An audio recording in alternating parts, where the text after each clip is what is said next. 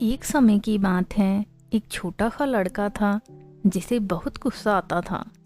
एक दिन उसके पिता ने उसे कीलों से भरा एक बैग दिया और कहा, जब भी तुम्हें गुस्सा आए तो तुम इस बैग से एक कील निकालकर दीवार में ठोक देना।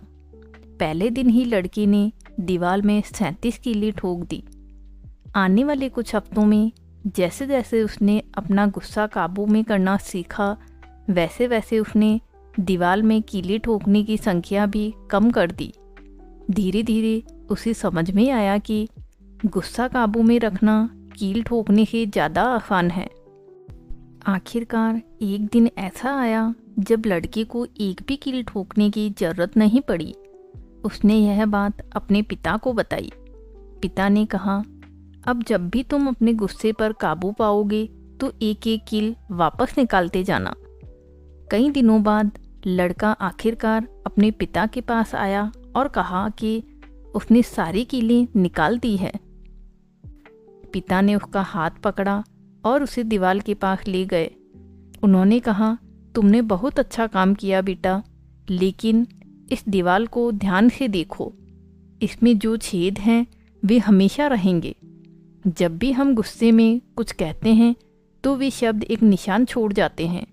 जैसे इस दीवार पर कील ने छेद किया, वैसे ही हमारे शब्द दूसरों के दिल में चोट कर सकते हैं।